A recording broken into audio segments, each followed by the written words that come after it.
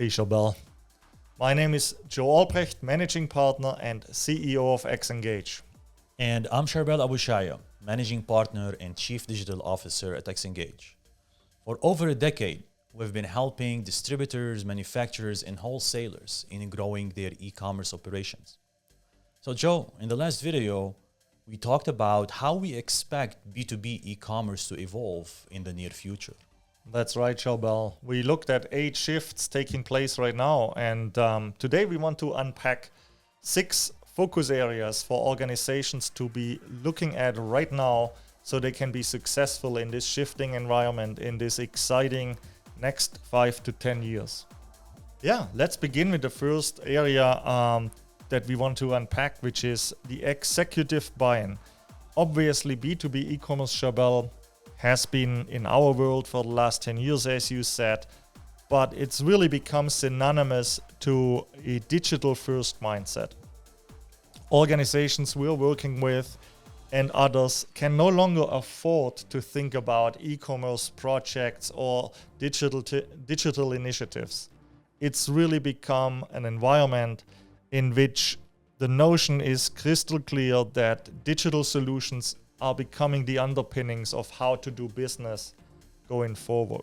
In that sense, executives have truly to focus on leading the charge with this mindset and constantly ask the question, how can we serve our customers better in leveraging digital solutions? And this is an ongoing effort, ongoing activity. So it requires certain things, right? Ingredients. So what should they be doing, or how can they go about that? I think there's a couple of areas that come to mind, but for and foremost, it is to create and form a center of excellence, a cross-functional group that is focused on this topic. How can we serve our customers better leveraging digital solutions? The second is, of course, to develop a strategy, some key impacts for the business to achieve, and then from there, developing an action plan or an activity plan to execute against. The digital roadmap can help actually translate that plan into action and into execution. Therefore, that would be the third ingredient, Chabelle. And then we hear it all the time. Our sales reps are hesitant to embrace this. Yep, that's of course critical that we get the internal adoption and the internal buy-in.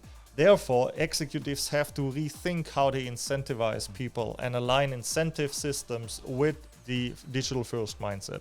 2 more that come to mind.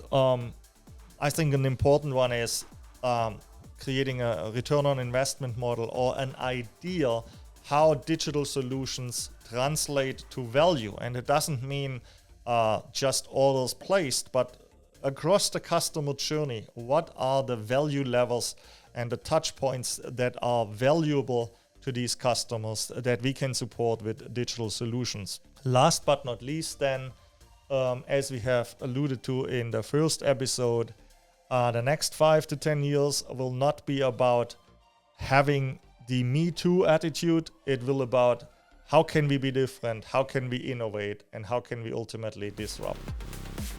And Joe, I think the second point is very important also, that which is the adoption. And adoption meaning here is make sure you have a clear understanding of the sellers and the buyers.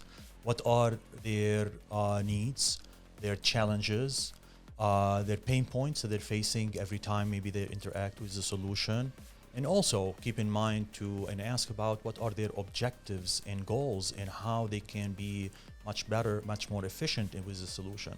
For example, internally, we always recommend, and we talk a lot about it with our clients, to gather all your teams and meet with them, such as the marketing team, the customer support, the sales team, the data team who's managing the product information, the ERP team. Bring them all together and ask the question, How can we improve the digital channel, the e-commerce website, to help you be more efficient in your job and to better service your customers, your buyers.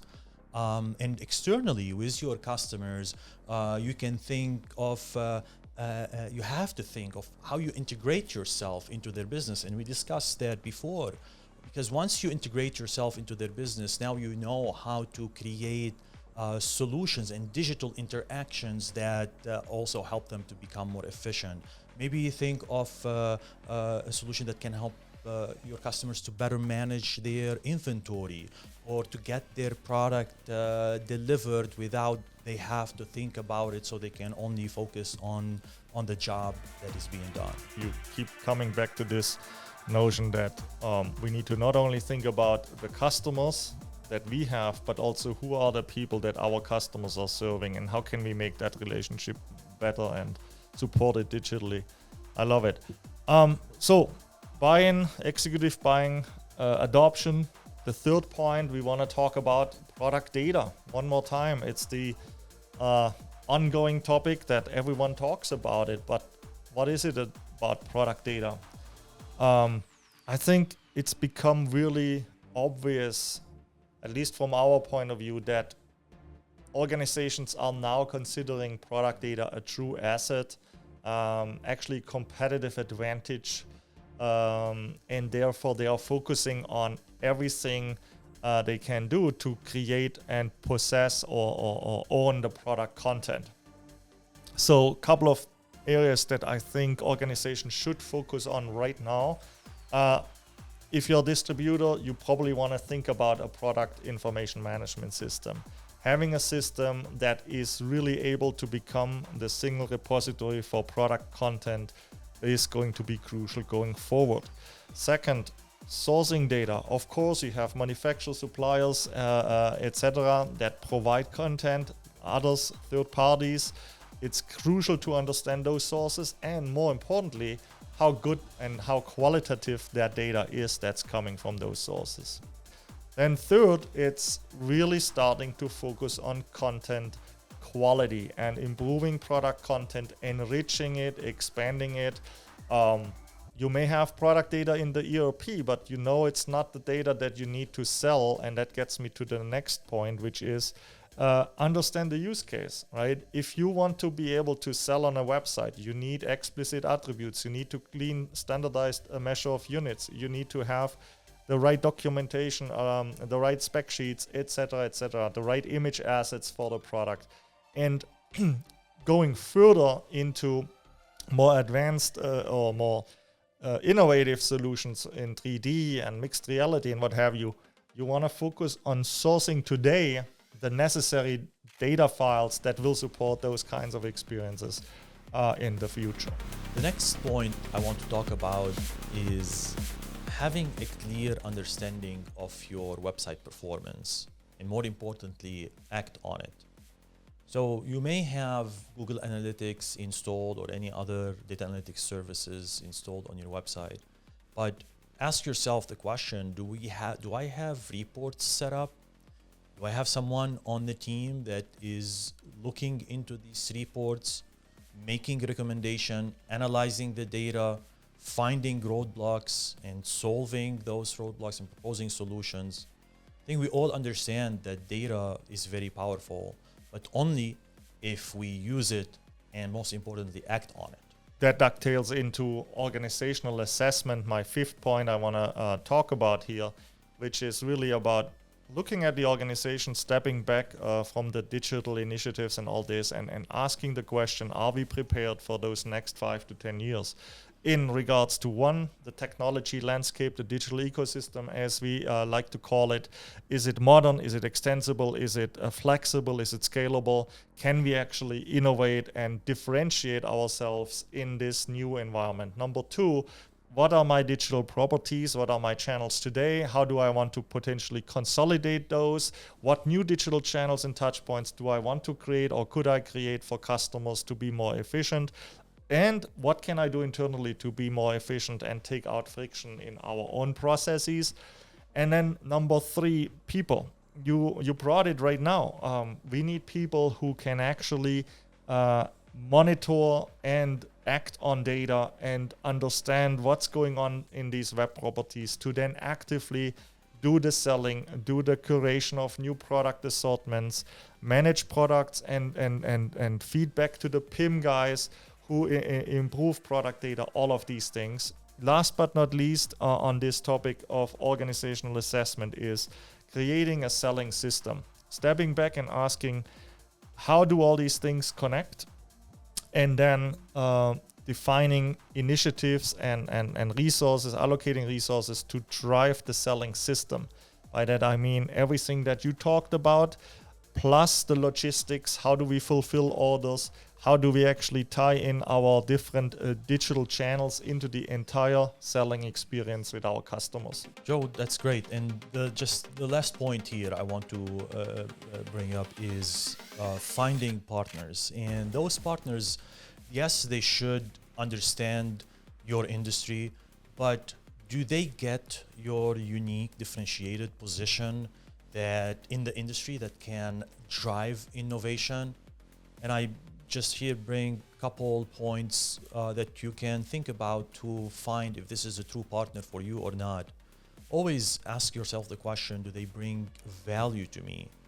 Do they bring recommendations, or are they just order takers? And most importantly, what is their track record, and do they have a golden track record in building and delivering complex e-commerce solutions? Yeah, as we wrap up, Charbel, let's quickly recap the 6 areas for organizations to focus on right now to be successful in this exciting time ahead. 1, executive buy-in, adoption, internal as well as external, solving the product data challenge from a platform as well as process perspective, understanding performance of your web properties and the true value that those are delivering, focusing on an assessment of the organization, and last but not least, evaluating the partnerships that you have and asking the question, do you have the right SEAL team on your side to be able to execute at a speed of innovation going forward? If we missed anything, please let us know in the comments. We would love to hear from you. I'm sure there's something we didn't talk about today, but with that, back to you, Charbel. Okay. Well, thank you so much for spending some time with us today. Visit xngage.com and follow us on LinkedIn. We'll be sharing more tips, how-tos, and best practices on how you can grow your e-commerce operations and take it to the next level. Thank you, and we'll see you next time. Bye-bye.